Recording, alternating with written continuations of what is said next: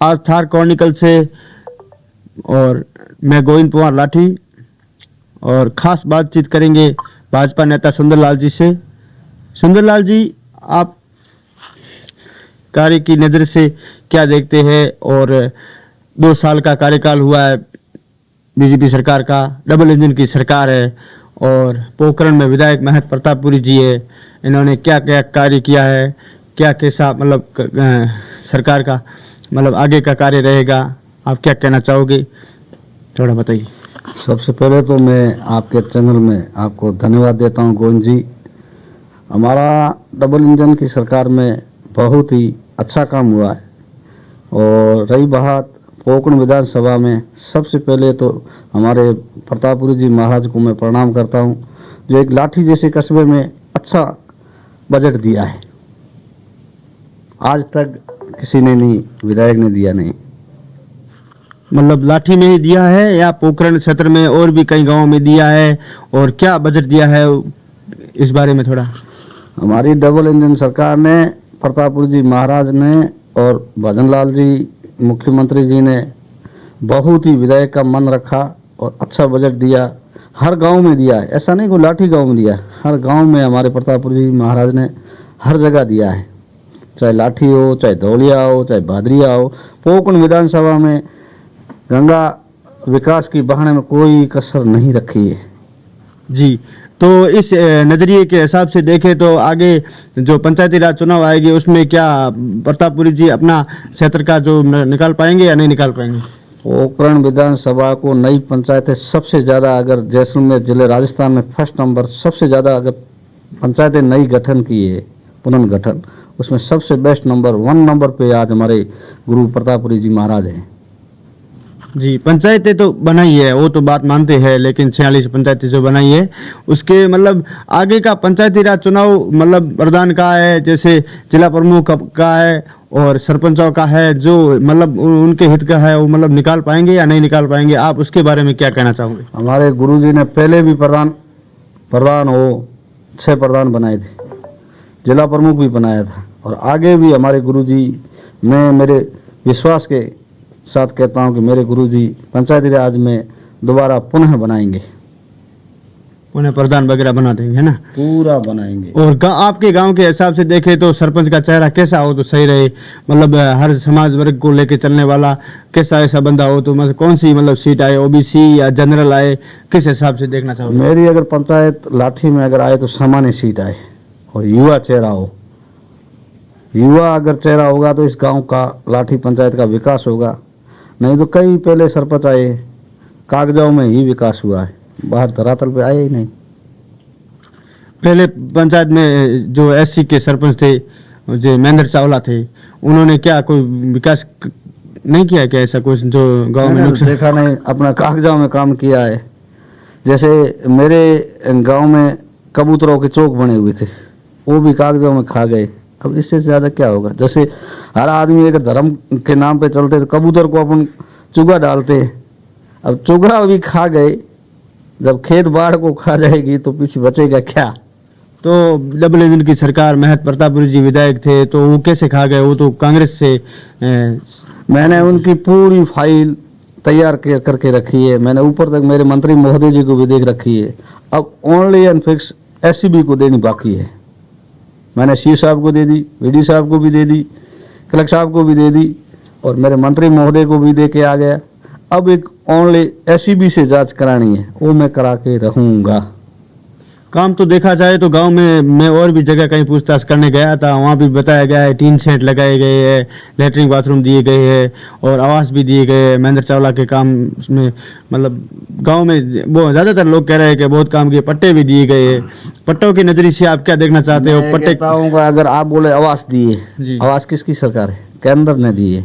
बिल्कुल, हमारे double engine की सरकार प्रधानमंत्री महोदय नरेंद्र मोदी ने दिए और आज भी 2 दिन का टाइम दे के खुला रखा है। अगर कोई वंचित परिवार, गरीब परिवार रहा है तो अपनी सर्वे करवा दे। जी बिल्कुल।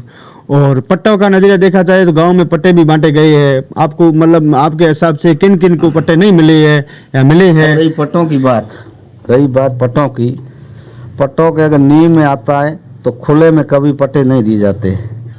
जो पट्टा अगर पंचायत काटती है, पहला नंबर तो वहाँ पे उनका लाइट कनेक्शन होना चाहिए, मकान बना हुआ होना चाहिए, सब और हर चीज़ कागज में होनी चाहिए, उसके बाद में पट्टा काटते हैं। इन्होंने सीधा पट्टा काट दिया, पैसे लिए और पट्टे काटो। अब खुली भूमि थी पंचायत की, इन्होंने तो कोड़ियों के भाव बेच दिया। जहीं आदमी किसी ने कहा ये मेरी जमीन है, उसी में इन्होंने पट्टे काट दिए, ओरण भूमि में काट दिए। अब जगदम्बा सेवा समिति एक गौचर भूमि सबसे बड़ी भूमि है, जो विश्व में अच्छा मंदिर कहा जाता है।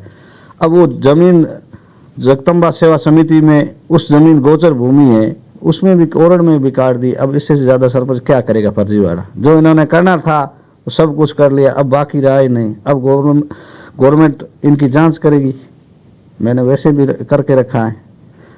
कोई आदमी तो अगर सरपंच से बोलता है दबा हुआ कि किसी को लेटरिन बाथरूम का झांसे में आ जाए, तो मैं झांसे में नहीं आऊँगा। ओरण के लिए तो धरना प्रदर्शन हो रहा है आए दिन जैसलमेर में, और सब जीव प्रेमी और जीव रक्षा प्रेमी धरना प्रदर्शन कर। बिल्कुल बात सही है। मैंने सुमेर सिंह जी को, मैंने पूरी उनकी ओरण भूमि जो पट्टे काटे उसकी पूरी पट्टों की कॉपी फाइल बनवा के सुमेर जी को दे दी है। वैसे भी ओरण वाले समिति में हमारे जीव प्रेमी सुमेर सिंह जी सावता है, वो अच्छा ओरण के जीव प्रेमी, मैं तो उनको सलाम करता हूँ। ऐसे आदमी आगे आए ताकि देश का विकास हो सके।